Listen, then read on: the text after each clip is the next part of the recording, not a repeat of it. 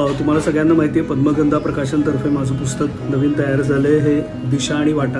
आता हे पद्मगंधाचे मोहिते दादा आहेत ते आलेत घरी माझ्या आता का तर या इथे जी सगळी पुस्तकं तुम्हाला दिसत आहेत त्याच्यावर मी सह्या करून देणार आहे। ज्यांनी प्रत ऑनलाईन खरेदी केली होती त्यांना स्वाक्षरीसह पुस्तक मिळणार आहे। तुम्हालाही जर हवं असेल तर खाली लिंक डिस्क्रिप्शनमध्ये देतो, तिथे जा आणि जरूर प्रत घ्या।